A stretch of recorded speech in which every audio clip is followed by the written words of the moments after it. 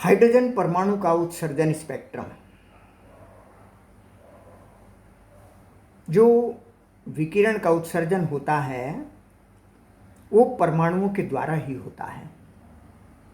जब हम किसी भी परमाणु को किसी भी तरीके से बाहर से ऊर्जा देते हैं तो उसके जो बाहरी कक्षा में इलेक्ट्रॉन हैं उनमें से कोई भी इलेक्ट्रॉन ऊर्जा लेकर अपने से किसी ऊंचे उत्तेजित ऊर्जा स्तर में चला जाता है।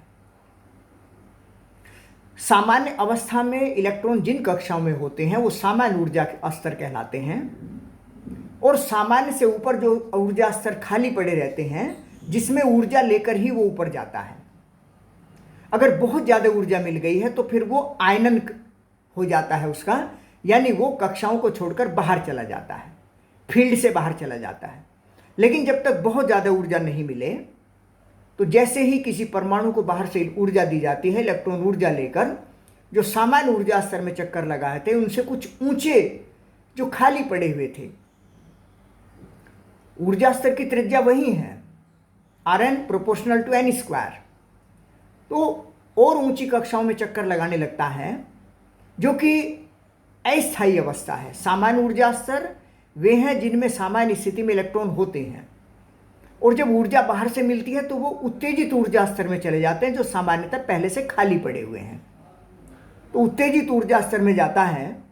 ये ऊर्जा स्तर कई तरह के होते हैं जो उत्तेजित वाले हैं। एक सामान्य ऊर्जा स्तर है जिनमें इलेक्ट्रॉन सामान्यतया 10⁻⁸ सेकंड तक रहता है। कुछ इलेक्ट्रॉन ऐसे भी हैं, कुछ परमाणु ऐसे होते हैं जिनमें इलेक्ट्रॉन काफ़ी समय तक भी उन उत्तेजित अवस्था में रह सकता है।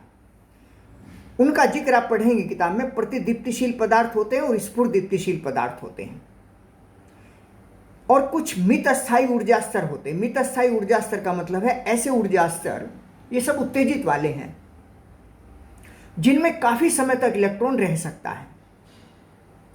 तो प्रतिदीप्तिशील पदार्थ, स्फुरदीप्तिशील पदार्थ, ये तो वे हैं जिनमें से इलेक्ट्रॉन ऊपर गया, कुछ ऊर्जा खोकर अपेक्षाकृत कुछ नीचे ऊर्जा स्तर में आ गया, और फिर इस दौरान ऊर्जा का उत्सर्जन नहीं होता है। इलेक्ट्रॉन जब ऊंची कक्षा से उत्तेजित ऊर्जा अवस्था से नीचे आता है, वापस लौटता है अपनी मूल अवस्था में, तो इस दौरान वो ऊर्जा को फोटोन के रूप में, ऊर्जा के रूप में बाहर निकालता है। यानी परमाणु को बाहर से ऊर्जा मिली, ऊर्जा लेकर परमाणु उत्तेजित हो गया, और उत्तेजित होने का मतलब किसी कक्षा का इलेक्ट्रॉन ऊर्जा लेकर जो सामान्य ऊर्जा स्तर में था वो किसी उत्तेजित ऊर्जा स्तर में चला गया। वो परमाणु की अस्थायी अवस्था हो गई, और उस अस्थायी अवस्था से इलेक्ट्रॉन अपनी अंततः मूल अवस्था में ही आना है। तो वापस लौटने के दौरान वो ऊर्जा का उत्सर्जन करता है। जिन जिन ऊर्जाओं का उत्सर्जन करता है, जिन जिन आवृत्तियों का उत्सर्जन करता है, जिन जिन तरंगदैर्ध्यों का उत्सर्जन करता है, अगर हम उन्हें किसी ग्राफ पर प्लॉट करें तो वो ग्राफ उस परमाणु का उत्सर्जन स्पेक्ट्रम कहलाता है। तो परमाणु ऊर्जा लेकर ऊपर गया, उत्तेजित अवस्था में गया, वो जिन जिन ऊर्जाओं को लेकर ऊपर जाता है वे अवशोषण स्पेक्ट्रम में हो जाएंगी, और फिर वापस लौटने के दौरान जो वो ऊर्जा का उत्सर्जन करता है वो उत्सर्जन स्पेक्ट्रम कहलाएगा।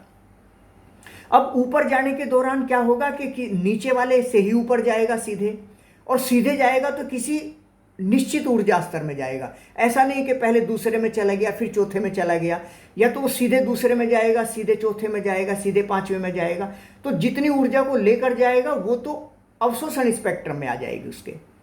और ऊपर जाने के बाद नीचे आने के लिए उसके पास बहुत सारे ऑप्शन हैं।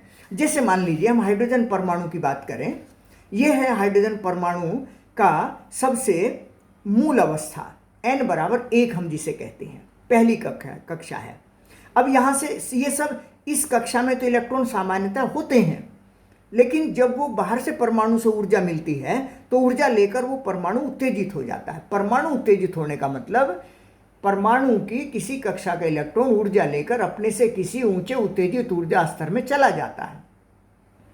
तो यहां से वो n=2, 3, 4, 5, 6 किसी भी ऊंचे ऊर्जा स्तर में चला गया। जैसे मान लीजिए वो ऊंचे ऊर्जा स्तर 7 में चला गया। अब यहां से वो सीधे n=1 में आ सकता है। यहां से वो यहां आकर, पहले वो यहां से यहां आए इस तरीके से, और फिर यहाँ से सीधे वो यहाँ आ सकता है, यहाँ से वो यहाँ आए, फिर यहाँ से सीधे वो नीचे आ सकता है, यहाँ से यहाँ आकर फिर यहाँ से वो सीधे भी नीचे आ सकता है, यहाँ से वो यहाँ आकर फिर यहाँ से नीचे आ सकता है। यानी वापस लौटने के दौरान इलेक्ट्रॉन की बहुत सारी संभावनाएं हैं। तो इसीलिए किसी भी परमाणु के उत्सर्जन स्पेक्ट्रम में बहुत सारी लाइनें मिलती हैं, बहुत सारी ऊर्जाएं मिलती हैं, बहुत सारी आवर्तियां मिलती हैं, बहुत सारी तरंगदैर्घ्य मिलती हैं। लेकिन अवशोषण स्पेक्ट्रम में कुछ निश्चित होती हैं।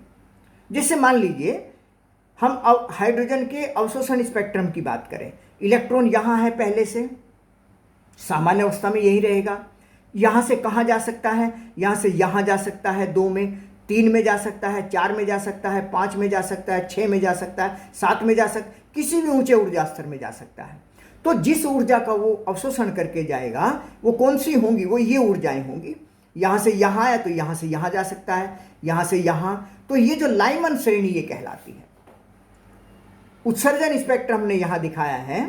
तो उत्सर्जन मतलब इलेक्ट्रॉन यहाँ था, ऊर्जा लेकर ऊपर गया, यहाँ से भिन्न भिन्न ऊर्जा अवस्थाओं से होता हुआ अपनी मूल अवस्था में वापस लौटना है। तो मूल अवस्था में वापस लौटने के लिए देखो ये सब संभावित तरीके हो गए। अब जो इलेक्ट्रॉन किसी भी ऊंचे ऊर्जा स्तर से सीधे n बराबर 1 में आता है, लाइमन नामक वैज्ञानिक ने उनका अध्ययन किया और उनके लिए तरंगदैर्घ्य का फॉर्मूला दिया, एक तरीका बताया, इसलिए उन्हीं के नाम पर इन्हें लाइमन श्रेणी कह देते हैं।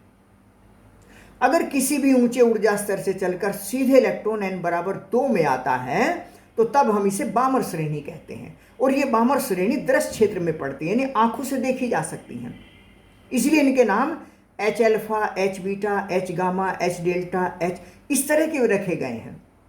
इनके नाम नहीं रखे गए हैं क्योंकि ये सीधे आंखों से नहीं दिखाई पड़ती हैं, ये पराबैंगनी क्षेत्र में होती हैं। पाश्चन ब्रैकेट फुंड 3 नंबर की श्रेणी, मतलब इलेक्ट्रॉन किसी भी ऊंचे ऊर्जा स्तर से चलेगा और n बराबर 3 ऊर्जा स्तर में आएगा। तो लाइमन का नंबर 1 मान लीजिए, बामर का 2 नंबर कहिए, पाश्चन का 3 नंबर है, ब्रैकेट का 4 नंबर है, फुंड का 5 नंबर है। ये अलग अलग वैज्ञानिकों के नाम हैं। उन्होंने इनकी खोज की थी, पहचान की थी, लक्षण बताए थे, फॉर्मूला बताया था, तरीका बताया था, तो उनके आधार पर इनके नाम रख दिए गए हैं। तो पाश्चन श्रेणी कौन सी है हाइड्रोजन के उत्सर्जन स्पेक्ट्रम में? पाश्चन श्रेणी 3 नंबर की है। इलेक्ट्रॉन किसी भी ऊंचे ऊर्जा स्तर में गया हुआ है, यहाँ से सीधे n नंबर 3 में आता है, सीधे n बराबर 3 में आता है। तो जो भी तरंगदैर्घ्य का उत्सर्जन होगा वो पाश्चन श्रेणी के अंतर्गत कहलाएंगे। ब्रैकेट श्रेणी में n बराबर 4 में अगर सीधे ऊपर से आता है, पाश्चन श्रेणी, फुंड श्रेणी n बराबर 5 में सीधे ऊपर से किसी से आता है। इसी आधार पर इनके फॉर्मूले भी हैं, जैसे लाइमन श्रेणी है, ये n बराबर 2 से 3 से 4 से अप टू इनफाइनाइट से n बराबर 1 में आएगा। और n2 में से n1 ऊर्जा स्तर में अगर आता है, हम फॉर्मूला जानते हैं पहले से, 1/λ बराबर r 1/n1 square minus 1/n2 square, where n2 equal to 2, 3, 4, 5 up to infinite. क्योंकि n1 में तो आना ही है, एक ऊर्जा स्तर में आना है, किसी भी ऊंचे ऊर्जा स्तर से, तो 2 से आ सकता है, 1 में 3 से आ सकता है। तो इस दौरान जो तरंगदैर्घ्य होगी लैम्डा 1/λ बराबर r 1/n1 square minus 1/n2 square. तो लाइमन श्रेणी का सूत्र हो गया, चूंकि n1 का मान तो एक ही होना है, तो 1/λ इक्वल टू r 1/1 का स्क्वायर माइनस 1/n2 का स्क्वायर, और n2 equal to 2, 3, 4, 5 up to infinite. ये होगा लाइमन श्रेणी के लिए n1 का मान 1 हो गया। यहां से ये फॉर्मूला हमारा हो गया।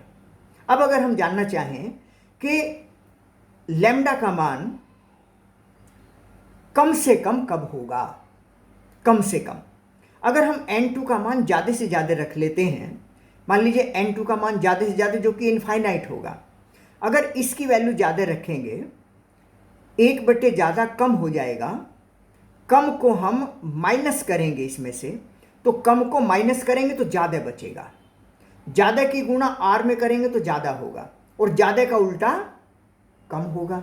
इसलिए लैम्डा मिनिमम तब होगा जब हम n का मान ज़्यादा से ज़्यादा यानी कि इनफाइनाइट रखेंगे।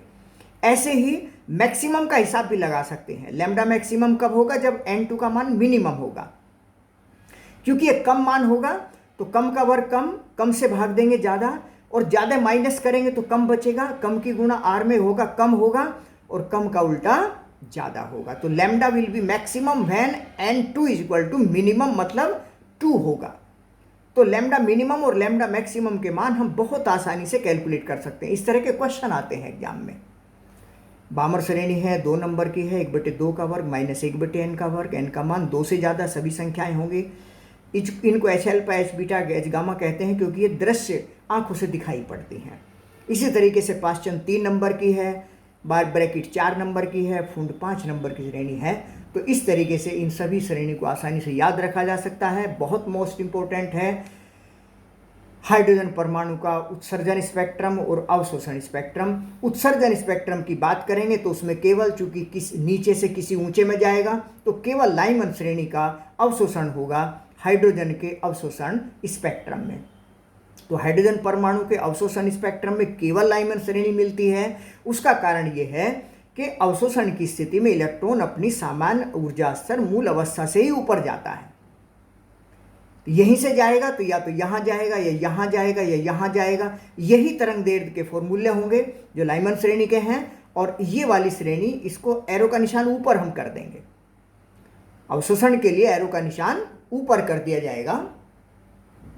देखिए जैसे यहां हमने दिखाए हैं, अवशोषण स्पेक्ट्रम दिखाया है, उत्सर्जन स्पेक्ट्रम दिखाया है। इलेक्ट्रॉन किसी अपनी जनरली मूल अवस्था को n बराबर 0 कह दिया जाता है। मूल अवस्था, निम्नतम ऊर्जा स्तर है ना, सामान्य ऊर्जा स्तर, स्वाभाविक ऊर्जा स्तर, ये सब मूल अवस्था मतलब n बराबर 0। हाइड्रोजन में हमने n का मान 1 लिया था क्योंकि इसमें 1 इलेक्ट्रॉन होता है और केवल पहली कक्षा में होता है। सामान्यतया मूल अवस्था मतलब n बराबर 0, क्योंकि ये दूसरी कक्षा भी हो सकती है, तीसरी भी हो सकती है। अगर किसी परमाणु में दूसरी कक्षा में कोई इलेक्ट्रॉन है, दूसरी कक्षा का इलेक्ट्रॉन है, तो वो दूसरी कक्षा ही उसकी n बराबर 0 मतलब मूल अवस्था हो गई। तो मूल अवस्था से ऊर्जा लेकर ऊपर जाएगा, या तो यहां से इतना ऊर्जा स्तर के बराबर ऊर्जा लेकर जा सकता है, इतने ऊर्जा स्तर के बराबर ऊर्जा लेकर जा सकता है, इतने ऊर्जा स्तर के बराबर ऊर्जा लेकर जा सकता है। तो इन ऊर्जाओं का जो प्रदर्शन हमने यहाँ किया है, ये प्रथम उत्तेजित ऊर्जा स्तर है, ये द्वितीय उत्तेजित ऊर्जा स्तर है, तृतीय उत्तेजित ऊर्जा स्तर है। क्योंकि सामान्य ऊर्जा स्तर तो वे होते हैं जिनमें इलेक्ट्रॉन सामान्य स्थिति में रहते हैं, वहां कोई ऊर्जा का अवशोषण या उत्सर्जन नहीं होता है। ऊर्जा का अवशोषण केवल तब होता है जब वो उत्तेजित ऊर्जा स्तर में जाता है। तो ये अवशोषण स्पेक्ट्रम हो गया। और किसी भी ऊपर जाकर जो सीधे ही अथवा भिन्न भिन्न ऊर्जा स्तर से होता हुआ अंततः अपनी मूल अवस्था में लौटता है, इस दौरान वो जितनी भी ऊर्जा का उत्सर्जन करता है वो उसकी उत्सर्जन स्पेक्ट्रमों की संख्या कहलाती है। और देखो हम देख रहे हैं जहां 3 उत्तेजित ऊर्जा स्तर हो उसमें अवशोषण स्पेक्ट्रमों की संख्या 3 हो सकती है और उत्सर्जन स्पेक्ट्रमों की संख्या 7 हो सकती है, क्योंकि इलेक्ट्रॉन 7 तरीके से ऊपर से नीचे आ सकता है। यहां से वो यहां आ सकता है, ये ऊर्जा का उत्सर्जन करेगा। यहां से वो सीधे यहां भी आ सकता है, यहां से वो यहां आकर यहां आ सकता है, यहां से वो यहां आकर फिर यहां से सीधे आ सकता है। तो 7 अलग अलग तरंगदैर्घ्य का उत्सर्जन वो कर सकता है। तो उत्सर्जन स्पेक्ट्रमों की संख्या ज्यादा होती है, अवशोषण स्पेक्ट्रमों की संख्या कम होती है। ये प्रत्येक लाइन अपने आप में महत्वपूर्ण चीज है, बहुत इंपॉर्टेंट चैप्टर है, बहुत अच्छी तरीके से इसको तैयार कर लेंगे।